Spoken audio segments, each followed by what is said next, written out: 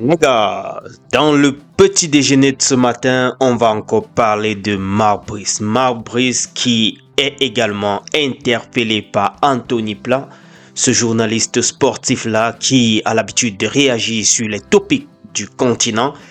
Ici, il est également en train de s'offusquer sur la sortie un peu maladroite, je dirais, de Marc Brice juste après le tirage au sort au niveau du Maroc. Il y a de cela quelques jours, je dirais comme ça, où il est en train de nous dire on n'a pas peur des Eto'o, on n'a pas peur de la Côte d'Ivoire. Bref, c'était lors d'une interview.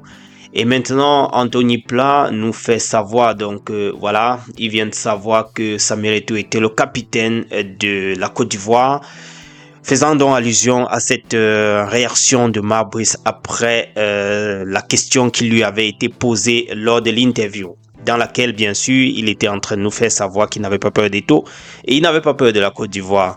D'où on pouvait se poser la question d'où sort donc voilà le rapport entre cette question posée et sa réaction avec Samuel Eto'o.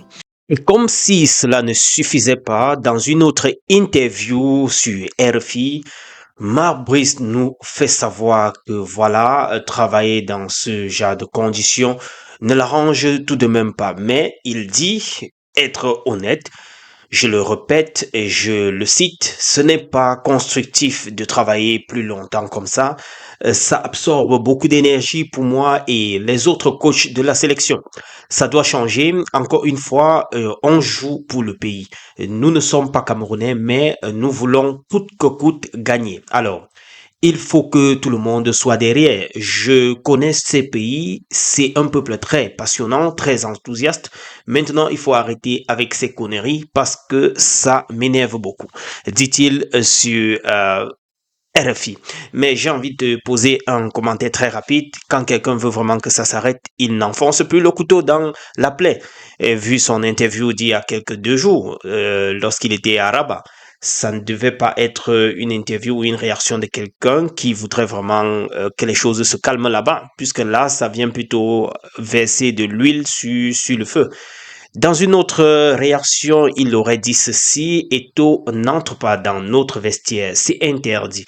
Le groupe est assez adulte et compétent, je vais dire, et compétent pour gérer la situation. C'est pas la première fois pour beaucoup et je suis à 100% sûr qu'on va être prêt si la mentalité est bien et si la passion et l'enthousiasme sont présents dès le début. Je suis quelqu'un de positif, donc je ne m'occupe pas du négatif, comme par exemple de la FECAFOOT.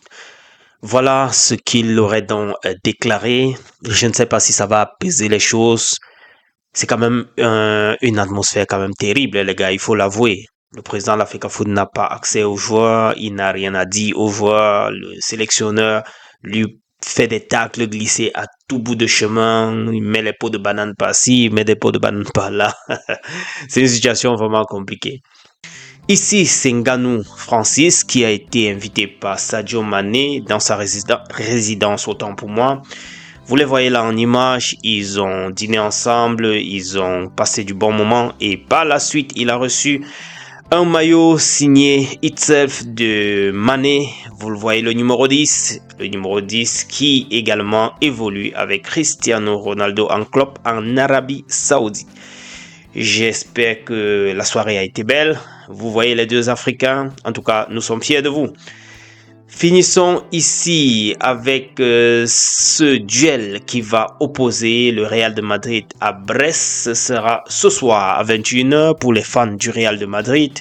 On espère que notre Kiki va encore nous enfiler quelques buts. Et je le souhaite en tout cas.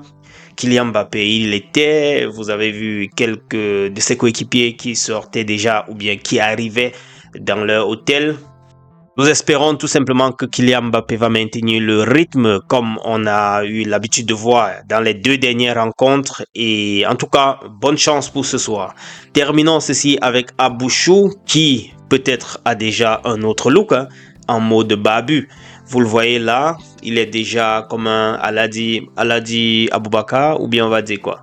En tout cas les amis, c'est tout ce que je voulais partager avec vous. On va se prendre au courant de la journée sans doute. C'est tout ce que j'avais pour la matinale. Retrouvons-nous plus tard avec d'autres updates. On est ensemble.